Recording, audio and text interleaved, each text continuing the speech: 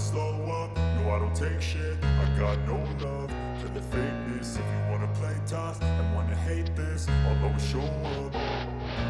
I don't ever slow up. अस्सलाम वालेकुम नाज़रीन and welcome to another episode of full toss. आज हम बात करेंगे पाकिस्तान और ऑस्ट्रेलिया के दरमियान खेले गए 3 टी20 मैचेस की। हमारे साथ स्टूडियो में मौजूद हमारे ख़ास दोस्त मोहम्मद ज़ैन हैं। ज़ैन कैसे हैं आप? अल्हम्दुलिल्लाह, आप सुनाएं, आप क्या हाल है? अल्लाह का शुक्र। ज़ैन ये बताएं कि आपने देखा कि क्या हुआ टी20 सीरीज़ में पाकिस्तान के साथ?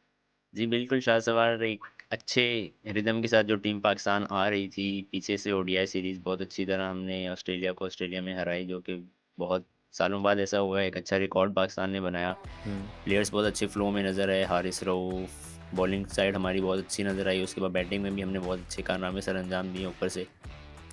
लेकिन जैसा कि एक्सपेक्टेड था कि हम रिदम जो है हम वो कैरी ऑन नहीं कर सके और हमने टी20 में लैग की वो चीज़ जो हमने जिस तरह के रिदम में हम लोग ओडीआईज़ के अंदर थे, चढ़ के आ रहे थे, अटैकिंग क्रिकेट खेली, ऐसा ही बिल्कुल है। वो चीज़ कहीं ना कहीं लैग कर रही थी टी20 के अंदर। बहुत ज़्यादा लैग हुई होती हुई नज़र आई हमें। एक अच्छी देखा जाए कि जिस तरह की ऑस्ट्रेलियन टीम होती है टी20 में, उस तरह की टीम भी नहीं थी वो, और उनका हेड नहीं था।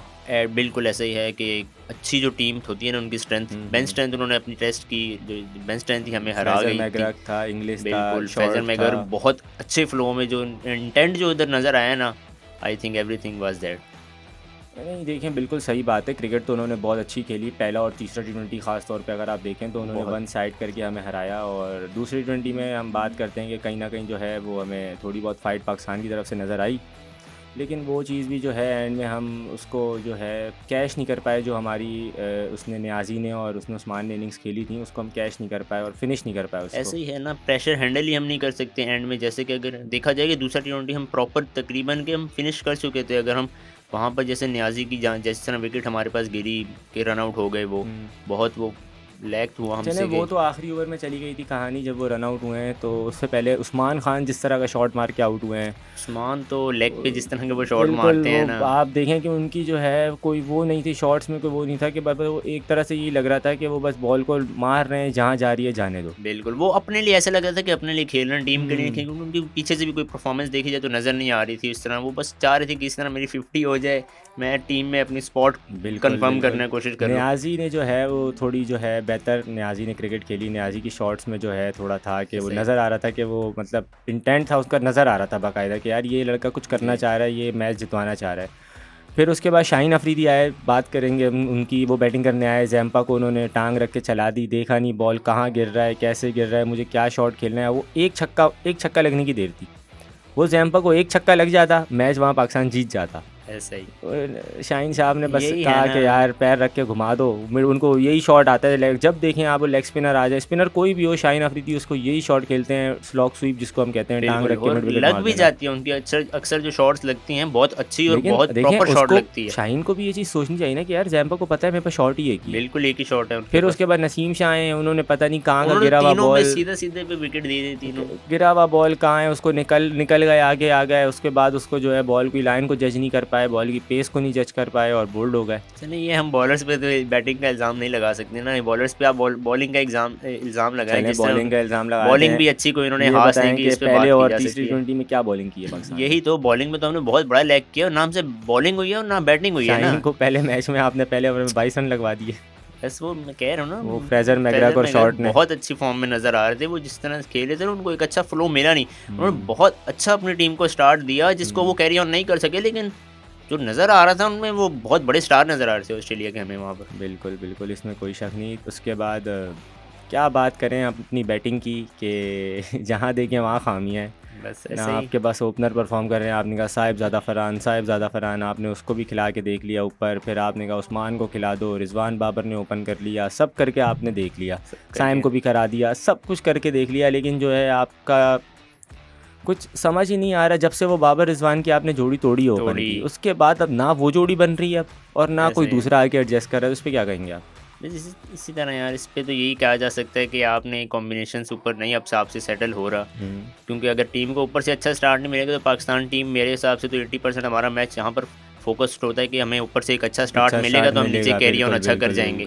हमारा ऊपर से अगर वो फ्लॉप हो जाए ना, अक्सर तो इस तरह भी देखा गया, ऊपर अच्छा स्टार्ट हो जाता है, हमारा मिडिल ऑर्डर मिडिल ऑर्डर तो बहुत collapse ज़्यादा करता ही है, हमेशा ही, वो तो करता ही है। कंफर्म्ड है ना, 100 में कभी भी एक वो मैच आपको वो नहीं परफॉर्म करता है। बचाएगा। तो इसी तरह अगर ऊपर से स्टार्ट अच्छा नहीं, वो तो वैसे ही उनकी टांगें काम जाती है नीचे से। मिडिल ऑर्डर में आपको मोहम्मद हफीज़ और शोएब मलिक नहीं मिल रहे। बिल्कुल नहीं मिल रहे, नहीं मिल रहे। प्लेयर जिसमें नज़र आ रहा था कि जो कोशिश कर रहे थे, मुझे जानदाद हद बहुत अच्छे इस बार प्लेयर नज़र आए हैं, वो जिस तरह उनकी फील्डिंग में एफर्ट्स, हर जानदाद जगह। खान की जब आपने बात की तो हम अब्बास आफरीदी और सुफियान बहुत मुकीम की भी बात करेंगे। सुफियान मकीम तो मैंने पहले टैलेंट भी नज़र आया इसी यहीं इसी शो में बैठ के बोला था कि फैसल अकरम और सुफियान मुकीम दोनों को कहो बॉलिंग करें और फिर आप आवाम को बोल दो कि बता दें कि कौन कैसा है।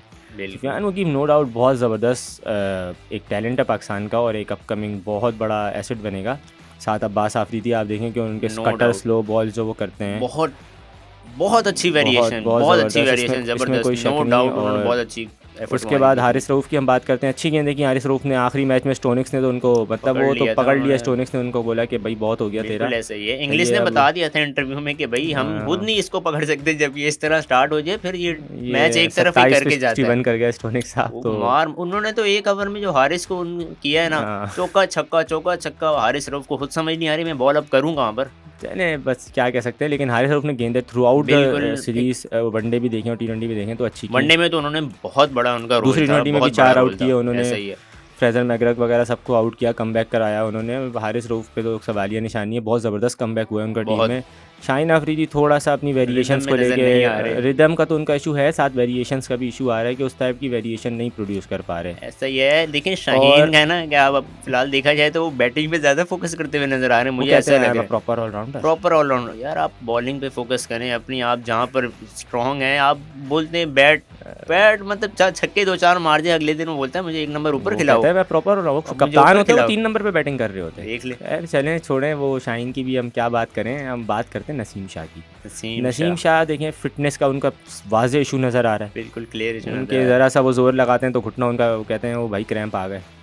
ये ग्लूज में लोग तो यही कहते हैं वो 10 ओवर का बॉलर ही नहीं है, 4 ओवर का बॉलर रह गए वो। 4 ओवर का भी बॉलर अब नहीं नज़र आ रहे मुझे, ना उनका बॉल स्विंग हो रहा है, ना वो उनके पास वेरिएशन हैं, बस वो आते हैं एक हाथ उनका वहाँ होता है, एक हाथ यहाँ होता है, यहाँ से बॉल निकाल देते हैं। यही तो मसला है, जब आप अपने प्लेयर्स को प्रॉपर पूरे तरीके से नहीं लेकर आएंगे ना चीज़ों में, तो फिर ऐसा ही होता है। आप ये टेस्ट मैच खिलाए ना, 22 में वर्ल्ड कप में गेंदें कर रहा था तो वो बेन स्टोक्स, वो बटलर वगैरह पागल हुए, गेंद नहीं नजर आ रही थी, कहाँ से जा रही है गेंद, कहाँ से फेंक, कहाँ यही नसीम शाह है कि वो फ्रेजर मैकग्रैक कहते हैं आप बच्चे आ जाओ, वो पकड़ के उनको सही मार रहा है, उन्होंने एक नसीम शाह ने तो मेरे ख्याल से तीनों टी20 में मुझे नहीं याद कोई आउट किया, मुझे याद नहीं है, और कोई ऐसा उनकी हाईलाइट भी नहीं है, ना उनकी कोई ऐसी परफॉर्मेंस है। ओडीआईज में भी वो है, बस वो रन्स तो उनकी इकॉनमी 6 से ज़्यादा की थी, एक आध आउट कर रहे थे और बस गुड लेंथ से गेंद को उठाने की कोशिश कर रहे थे।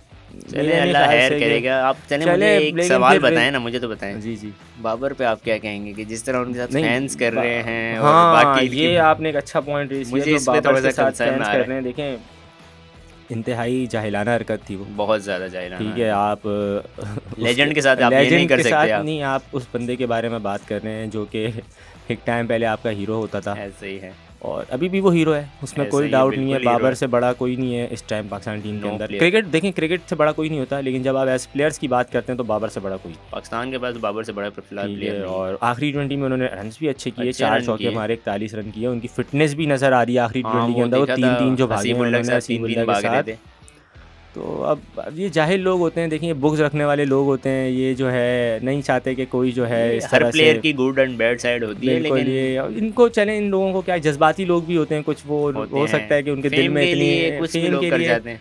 मेरे ख्याल से फेम के लिए तो नहीं, हो सकता है कोई उनके दिल में ऐसे जज्बात हों कि यार ये क्या कर रहे हैं और ये हमारे इतने बड़े स्टार्स हो गए। चले कोई बात नहीं, अल्लाह पाक हिदायत दे उनको भी, ऐसे ही है, और अल्लाह पाक बाबर को कामयाब करे बहुत। आमीन आमीन इंशाल्लाह। कहते रहेंगे, दुनिया चलती रहेगी, बाबर को अल्लाह पाक इज़्ज़त देता रहेगा। बिल्कुल, अल्लाह ने बाबर को बेशक बहुत ज़्यादा इज्जत दी। बाकी फिर रिजवान साहब का तो आपको पता है कि उन्होंने साफ बोल दिया भाई, या तो विन है या तो लन है। बिल्कुल, तो इस बार पाकिस्तान को अच्छा खासा लन करने को मिला होगा, यहाँ पे सीखने को मिल रहा है। बिल्कुल बिल्कुल, लेकिन ये अच्छा है, बाकी कैरी ऑन, मतलब ये वहाँ पर तो नहीं जा रहे ना, लन ना कैरी ऑन करें, ये आगे विंस वगैरह लें तो थोड़ा जिम्बाब्वे में विंस ले लेंगे ना। जिम्बाब्वे ये नहीं जा रहे ना, नहीं ओडीआई में जा रहे हैं, रिजवान जा रहा है, बाबर नहीं जा रहे, बाबर नहीं जा रहे, दोनों में नहीं जा रहे। ओडीआई में है ना, वैसे भी कप्तान होंगे। सलमान आगा साहब की भी परफॉर्मेंसेस जो ओडीआई हैं, में कौन कप्तान है? रिजवान रिजवान ना? कप्तान है। हाँ T20 में सलमान आगा की भी आपने परफॉर्मेंसेस देख ली हैं, अप टू द मार्क नहीं है, लेकिन चलें हम उम्मीद करते हैं कि वो भी होप फॉर द बेस्ट, इंशाल्लाह अल्लाह आगे करे जाके कुछ। खैर फिलहाल फोकस चैंपियन नहीं ट्रॉफी है। ऐसे ही देखा जाए सलमान अली आगा किस लिए खिला रहे हैं आप? ना वो बॉलिंग नहीं वो बॉलिंग भी मिडिल नहीं कर पा ऑर्डर रहे, बैट्समैन है तो नहीं बैट्समैन को नो डाउट बैट्समैन मिडिल खिला ऑर्डर रहे का बहुत लेकिन अच्छा है, परफॉर्म तो नहीं हो रहा ना वहाँ कर पर। देगा। अभी थोड़ा नया नया है, थोड़ा टाइम लगेगा। जब आपने सबको इतने चांसेस दे दिए तो सलमान आगा को भी आप नहीं दे दें। बिल्कुल अच्छा, पाकिस्तान में तो उन्होंने बहुत अच्छी इनकी बहरहाल परफॉर्मेंसेस है। मेन देखिए मेन फोकस आपका चैंपियन ट्रॉफी है, चैंपियन ट्रॉफी बेशक। पे आपने फोकस करना है। और चलिए इस पे बात करें, क्या हिसाब है ये? समझ ही नहीं आ रहा, कुछ फ्लो नजर ही नहीं आ रहा, चैंपियन ट्रॉफी सर पर है, नहीं क्या पाकिस्तान का हिसाब? स्टांस सिंपल है कि भाई या तो पूरी चैंपियन ट्रॉफी पाकिस्तान में होगी, कोई हाइब्रिड मॉडल एक्सेप्ट नहीं होगा। इंडिया नो नहीं आती तो नहीं आए, आप श्रीलंका या वेस्ट इंडीज़ को भेज दें।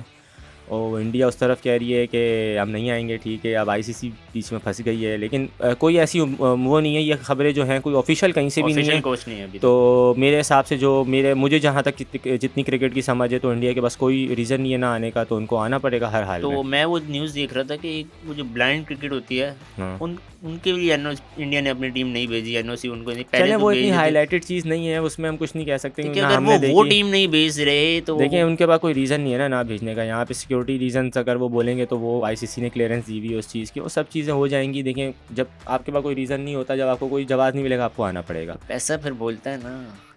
अब जाहिर सी बात है, वो ब्रॉडकास्टिंग राइट सबसे यही ज़्यादा तो मसला है। प्लस हर चीज़ उनके वो पास है। तो ब्रॉडकास्टर्स ने भी वो किया हुआ है कि भाई हमें भाई जल्दी जल्दी बताएं क्या हिसाब किताब है, ताकि हम भी अपने प्लानिंग करें। अगर इंडिया नहीं आ रहा तो भी बताएं, हमें देखना पड़ेगा। नहीं उसी वो तरह ड्रॉज बजट हो। वगैरह भी हो गए मेरे ख्याल से, दुबई में ड्रॉज वगैरह भी निकल गए हैं, Draws। सब हो गया है। मेरे ख्याल से फाइनल स्टेटमेंट बस आएगी।